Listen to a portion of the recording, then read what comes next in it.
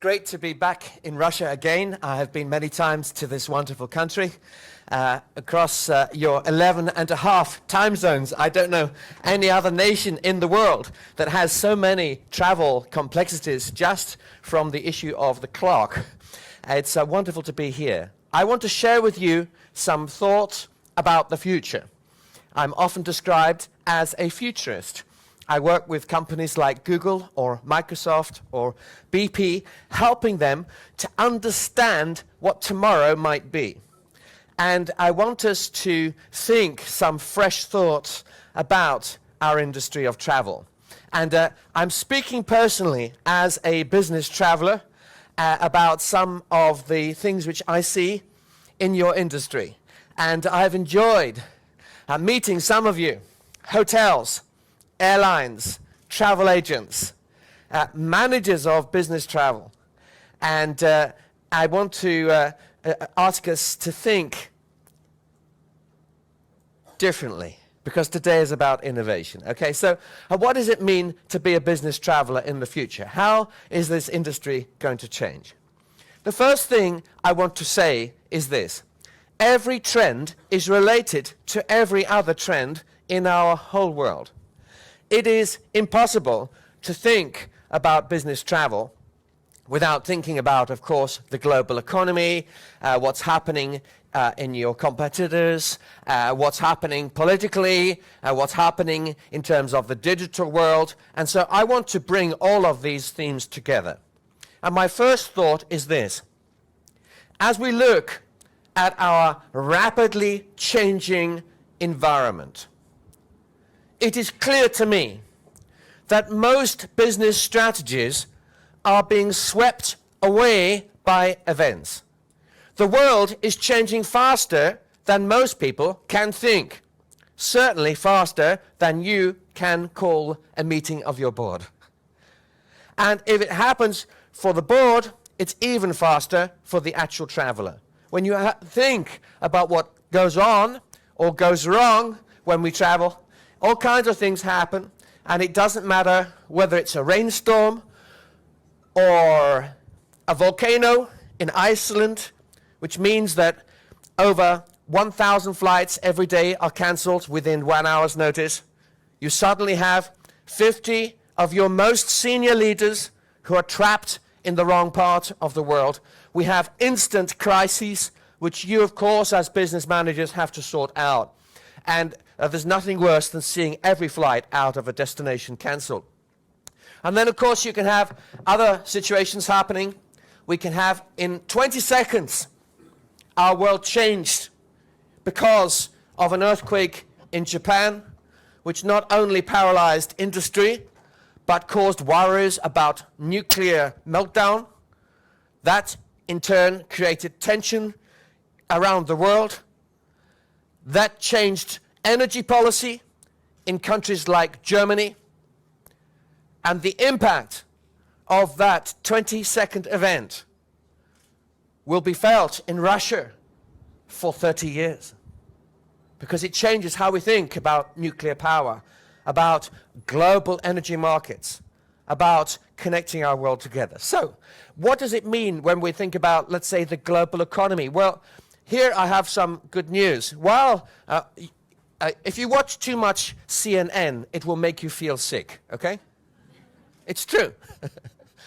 News is usually bad.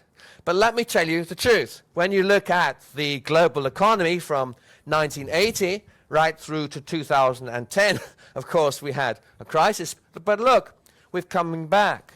If we look at the US from 1980 right through to 2010, yes, but coming back. This is important for business travel. Look at the European Union. We might think that the European Union is such a complete disaster, but look, coming back. We think of countries like Vietnam, where the income level is half that of China. A rapidly growing economy from 1985 right through now to 2012. Can you see a crisis? Yes, There has been a crisis in Vietnam. Yes, we had inflation spike at 24%. Yes, all kinds of things have happened, but the fact is the economy has continued to grow. So Intel has just built a $1 billion factory in Vietnam. That requires people to travel. So my message is this, that while there are messages of terrible gloom and despair in the media, the fact is companies have to travel, globalization is accelerating, economies of scale demand efficiency, yes, but they also demand meeting. And you will continue to see business travel grow more or less every single year for the next 20 years. Powered mainly globally by what is happening in emerging markets, because their businesses have only just started. Now it's true, mature businesses in Europe that are already traveled out, they are over-traveled. You're not going to see massive boom there, but you will see increasing travel into the European Union from big Asian giants which are looking to transform our world. So exciting times, and we look at Russia, likewise, 1998, 1999, right through, yes, okay, we flipped a little in 2009, but we're back. So altogether, a different picture perhaps than the one we read about, and a picture, as I say, which will be dominated in the future by Asia, which alone will represent over 40% of the entire global economy on purchasing power parity terms within the next 3 years. We are in an exciting time of change. Russia is in the middle of this exciting story, and when we look at what's happening on your border with China, look at this. China travel bookings are now worth $100 billion every year. And of that, 15 billion was booked online last year. So we are seeing huge growth, huge changes in how people are thinking about travel, how they are organizing travel, and I think that every single one of these impacts will affect you in Russia. For me, the only debate is this: timing and to what extent. And I look forward to a discussion about that. Now, I want to ask you this. What is travel really about? I want to suggest to you that business travel is dominated by one word. And it isn't actually economics. It's not even profitability or saving money. It's actually something quite different. And that business travel is being driven to a large degree by exactly the same word that is driving every other kind of desire to travel. This incredible hunger for something. What is it? This single word is the word that is influencing all of human history. It will decide whether Greece stays in the euro or not. It determines the result of every election in every country. This single word changes the decisions that you make every day. And this single word, of course, is emotion. It's the passions that we feel. It's the desire we have to breathe the same air. It's why I came over this morning and I shook hands with every single person on the front row. Why did I do that? Because I was celebrating a fact. I'm celebrating the fact that I'm here. I'm breathing the same air, and I'm not in London. And not only here, but I'm here physically, not virtually. You see, I had a huge video conference suite in my house. I'll talk to you about that in a moment. But actually, at the end of the day, I want the emotional connection. When I'm going to do a big business deal, I don't do it on price alone. I do it on trust. I look in your eye, I say, this is someone I want to do business with. This deal will work. I feel really good inside, deeply about this deal. I would stake my reputation on it. This kind of thing requires, usually for physical human beings, to be physically together. Now, emotion is about the experience of travel. It's about enjoying where we are. It's about understanding culture, context. It's more than customer excellence or ticking a box. It's about the experience. It's about what it feels. Let's come back to video conferencing. 20% growth per year, huge market. Very important, but it will not be enough to kill business travel. Okay? It's just we're going to meet more. Put your hands up if you've used video recently in the last year, if you've done a serious video call for business. Put your hands up. Okay, keep your hands up if you really enjoyed it and are looking forward to doing it again soon. 2. Most people, put your hands up if actually the truth is you would prefer to do it on the phone. I see, it's interesting, isn't it? So you can have the best technology in the world, but unless it connects with passion and emotion, it will not be used. Now, I'm saying video is important. We need to make it work, and we need to make it work by having good quality, bandwidth, making it personal by putting the video camera on the PC, and making sure we can do video wherever we are. Last night, in the hotel, I made a Skype call to my wife for at least 1 hour. It cost me nothing. I like it. Sometimes I'll just leave the video running, even if I'm not in the room. Why not? You just connect 2 worlds together. Oh, you're still there. Sheila is working in one office, I'm working in the other, but we're still somehow connected. Because that's how we work. We work in the same office together. We are husband and wife together with our 4 children. We share life together. And when you have the video running all the time, then somehow we begin to share experience. So I think we have a lot to learn about video. But I would say this, that the travel is about emotion. It's about the connection. Now, the other issue I want to share with you is this, that when we think about what we use at home, most of us have better technology and better support IT-wise and travel-wise than we ever get at work. And that gap has to close because expectations are changing. Let me give you an example. In my personal life, if I book an air ticket or a hotel, straight away in my calendar, it is inserted. It's inserted by an app called TripIt. It's completely free.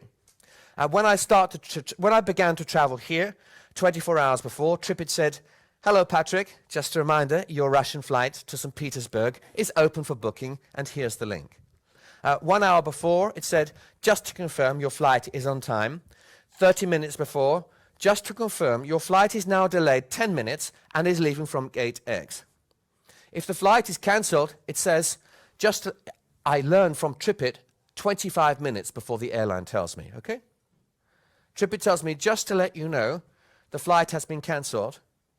This is an alternative flight which has seats available. We recommend. Press here to book. Wow. So what happens is 25 minutes before the rush of 500 other passengers to the only other 10 seats on another airline, I've already booked my seat. As soon as I land, I know my taxi is waiting for me. I feel like there's a human being. It's a bit like my wife is on the phone just saying, "Hey, by the way, the taxi's ready for you." I just feel I'm being guided, I'm being helped all the time. And that kind of expectation is becoming normal because it costs nothing for people at home. But when they go to work, nothing. When the flight is broken, nothing. When the taxi isn't there, nothing. And this gap has to close, okay? And business and leisure anyway are becoming the same thing. 1 in 3 business travelers will take leisure time when they travel. And in fact, those of us who are visiting this wonderful city have been planning all the things we're going to do tomorrow. So I want to talk now about what happens in the experience of an individual who's trying to book a flight, and it may be a business traveler or not. The first thing to note is that the world of that individual is changing. And I'm going to show you some statistics, and you're going to say, yeah, but it's not Russia yet. Don't believe it. What I'm going to show you now is absolutely inevitably going to become your experience too, and the reason is simple. The cost of technology is falling to zero. In my country already, 1 in 3 people don't watch TV anymore. They only watch TV online because they're online all the time. They decide what they want to watch and when they want to watch it. In the European Union, 95% of all web bandwidth will soon be video streaming. Video is becoming very, very important in the travel industry. It's all about saving time and communicating quickly. And the web is making us very impatient. The ticking of the clock has changed in our own brain. Let me give you an example. 70% of people in Russia are online. 99% own a mobile. Soon most of those will be online as well. And here is a question. I want you to imagine that tonight you are watching your favorite TV program using an iPad like that. And you are looking for a story about the life of one of the actors. Okay? So watching TV, you're looking at your email, you're on the phone, but you're also going for a web page. So you type the name of the actor into the iPad, into Google. You then press the link to open the page, and you wait. How long will you wait before you press the back button? Put your hands up if you will wait less than 5 seconds. Less than 5 seconds. 5 seconds, it's broken. You press the back button, go somewhere else. Put your hands up if it's less than 5 seconds for you. Okay? Put your hands up if actually you've already gone in 2 seconds. Now what I want you to understand is this. 10 seconds is now like a million years. Okay? You've told me that. You've told me that at least half of all of your market disappears in 10 seconds. 10 seconds. 10 seconds to answer the phone. 10 seconds to answer the phone. Wow. 10 seconds for a payment to go through. 10 seconds to make the booking. 10 seconds to wait for someone to phone me back now. 10 seconds. See, Russian online travel is growing 20% per year. This is already 93 billion sales, and we are just at the very beginning. And I promise you this, if you remember nothing else, think about 10 seconds. Because next year, it will be 5. And the year after, 2.5. In fact, in St. Petersburg, we saw 80% of people press the back button. We asked yesterday. 80% said they would press the back button in less than 2.5 seconds. It's a fast world. So the old ways of doing things are finished. You will be out of business. And if you are looking to satisfy your own internal customers as a manager of business travel, they will just leave your organization. So here's an example. Where can I stay? So you do some work online. After 20 minutes, you fill in a form. You then press the button expecting a price and a booking. And it says, an agent will call you soon. How long do you think I will wait for an agent in Moscow to call me back? 10 seconds? Not at all. 10 hours? You know what will happen in 10 minutes? It's too late. Why is it too late? Because I booked the other hotel online. So this is serious stuff, folks. It means a complete change in how we manage the customer relationship. By the way, what can you see online? So the customer's calling you, but I promise you, most call centers are blind. They see nothing except the script they're supposed to talk to the customer about. So I say, I'm seeing on your own website 20% different price than that. I say, well, I'm sorry, I can't help you. I can't see that price. Or, well, I have got 18 of your competitors' websites open right now because I have my portable, my iPad, my iPhone, my BlackBerry, I'm on watching TV, I'm texting my friends, I'm on Twitter, and all of this information is coming, and I'm talking to you, and all you can see is the script you have to read. So again, we need to think about connecting our call centers up. You see, we're in competition now with machines, with one robot which will collect all the prices of the whole of Russia's hotels and deliver them all with one mouse click in less than 5 seconds, compared to someone who otherwise has to hunt through your own website or someone else's. So it's changing very quickly. Here is a website attached to TripAdvisor called Tingo. Tingo guarantees I will always have the lowest price hotel room.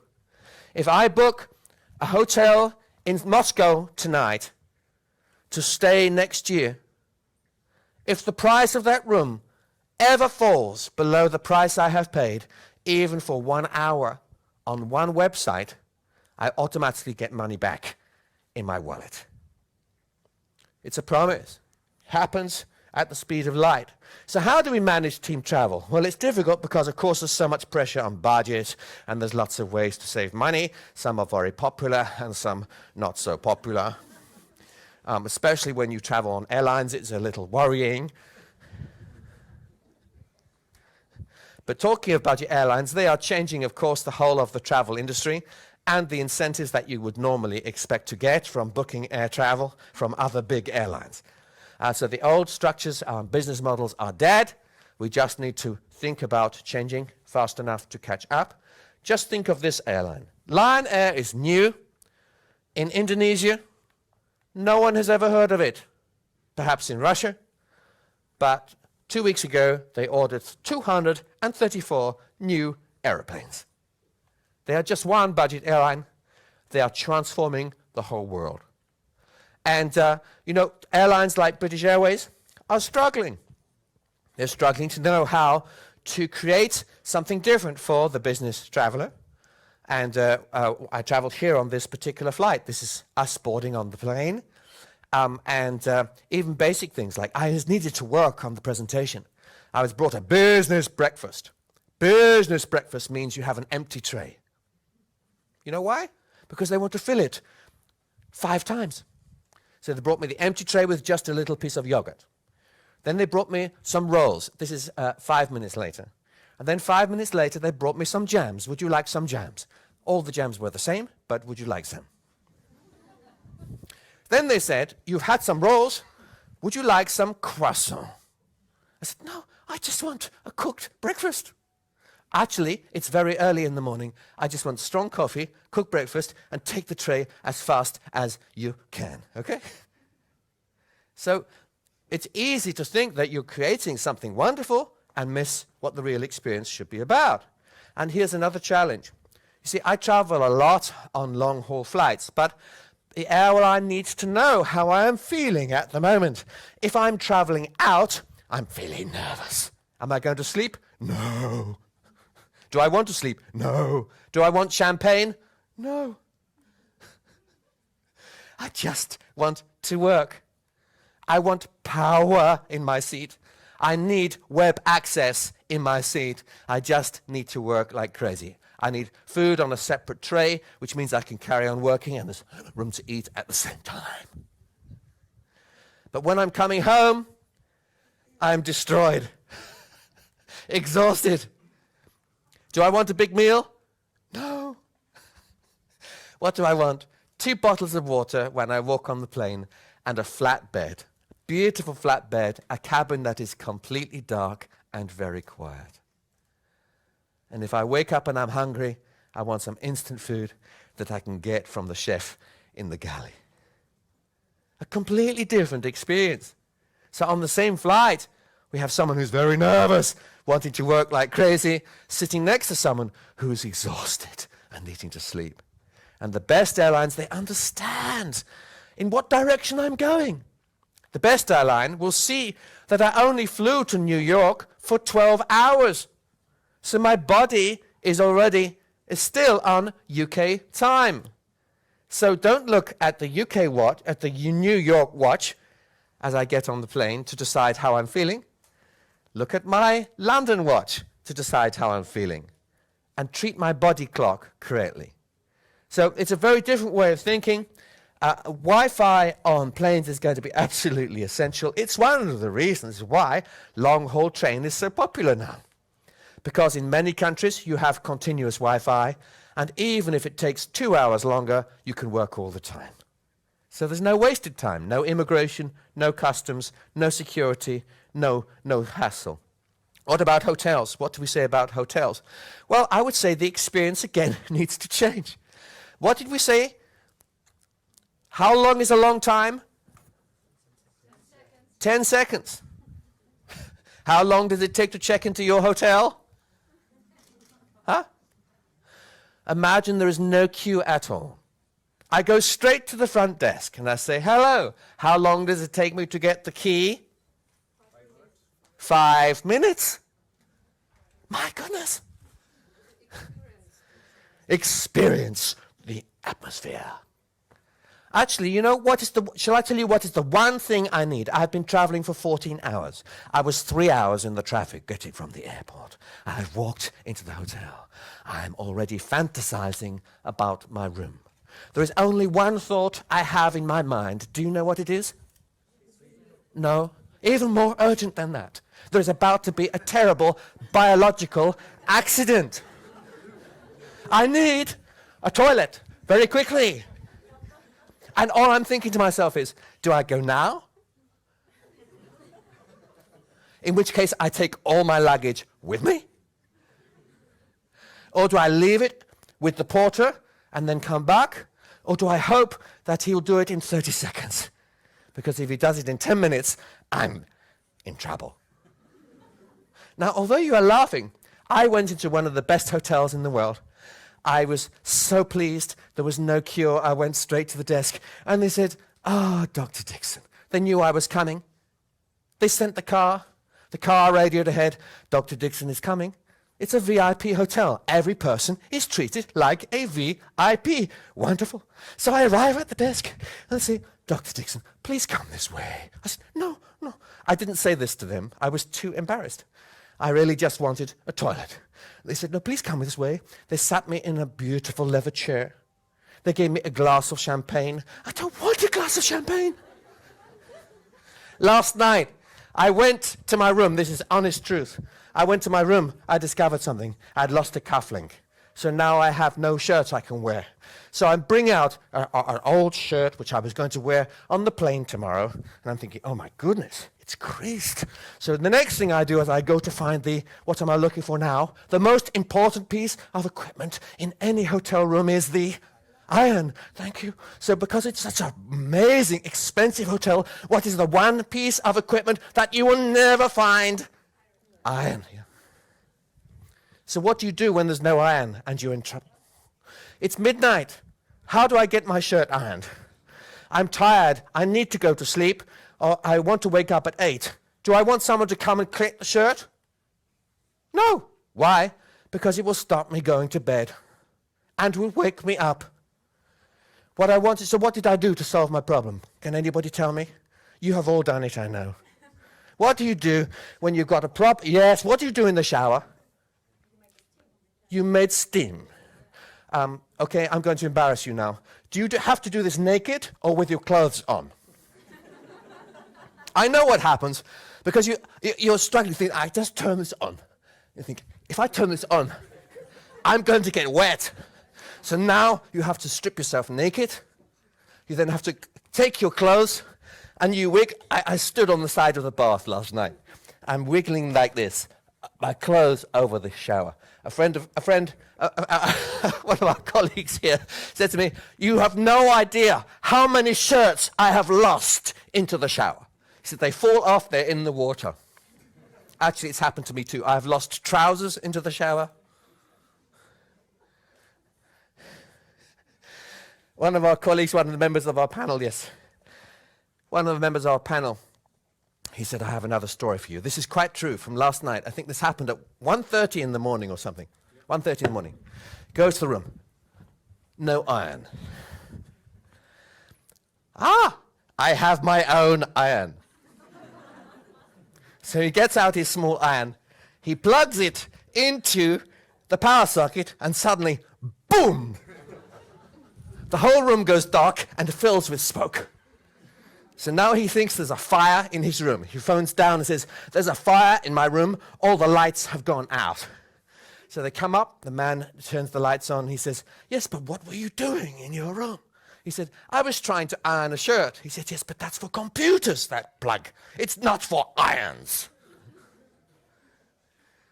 The room smelled so bad they had to put him in a new room last night. So I'm just saying, little things really matter. The things that really don't matter. The marble in the shower, no, forget it. The huge bath, it was nice if my wife was here, but she's not. So we just need to understand how customers actually feel. By the way, let's go back to the call center thing. Put your hands up if you get really annoyed when you get through to, let's say, the electricity company, and they have stolen your money 3 times this month, okay? And you get through to the electricity company, and it says, press 1 for accounts. Press 2 for more accounts. Press 3 for sales.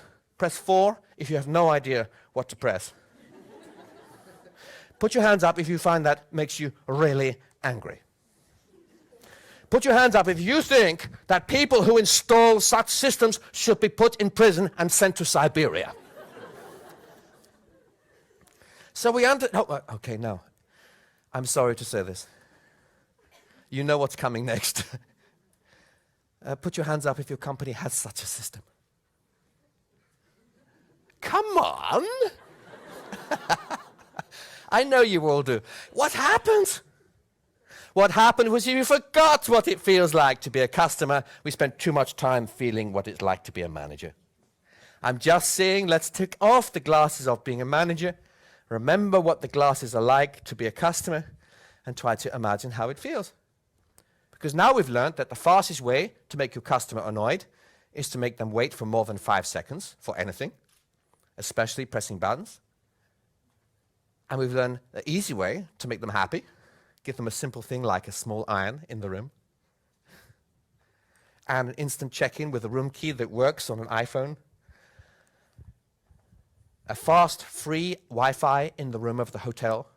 Oh, it's so annoying when you go into the hotel and you realize you need a password. You forgot to ask the reception for the password. So now you have to go all the way down because they're not answering the phone.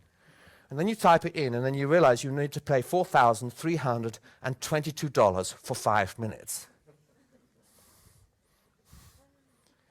So these are simple things. They cost virtually nothing. We can change the whole experience. This is another thing. This is a crazy thing. Look, this is a business desk. Look at it. I spend my entire life removing rubbish from the desks of hotels. The desks of hotels are always full of rubbish. I can never work. I don't know why everybody fills them with rubbish. Let's put them somewhere else. Small things. Let's just understand what it's like. Okay, so, and it's all about, would this person recommend you to a friend? Because if you get it right, then your news will travel fast. 80% of under 35-year-olds in the US use social media while traveling. 80% already.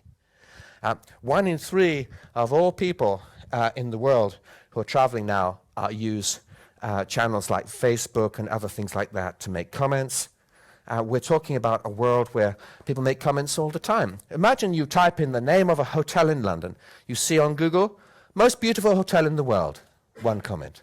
Next comment, terrible hotel. Rats, food poisoning. Do not go, you will die. And on the third side, you have an advert, which is the official marketing department. It's you. You made it. You wrote it. Now, which do you think your colleagues will go for? Do you think your customers will go mainly for the story about the good news story, or do you think they will go for the rats or for the official website? Actually, I'm going to ask you. You are the travelers now. It's your hotel you're going to see in London. Which do you click on first? Put your hands up if you always click first on the beautiful hotel room. Put your hands up if you always go for the rats. Put your hands up if you don't believe any of them, and you go straight for the official marketing department. Now, of course, that's a very good idea. Why? Because who wrote the story about the good hotel? The hotel, of course, yes. And who wrote the story about the rats? The competitor. Yes, of course. Now, you knew this. You knew this. But still, 95% of everyone in every audience I talk to, they always go for the rats. Why? Because the future is not about science. It's not about truth. It's about emotion. It's how people feel. And people feel very strongly about rats. And I promise you this, they will believe more a perfect stranger who writes about rats than they will believe your own website. And the more money you spend promoting your hotel in the press and the media of Russia, the more people will type the name of the hotel into Google, the more they will read about rats, and the more you will destroy the brand. So we need to get that story right, and when we do, amazing things will happen. So in conclusion, it's about knowing your customer, it's about knowing where they are, it's knowing about how they think, it's knowing about what they're feeling, it's knowing about where they've been. It's about knowing that they're walking very close to a dispensing machine for Coca Cola. Coca Cola can see me, it sees my mobile phone, it sends me an SMS. It says, your Coca Cola, your customized Coca Cola drink, which is made specially for you for your unique taste, is ready for you 50 meters to the left. As you walk, the bottle falls out, you collect the bottle sees the phone makes the charge, and the transaction is complete.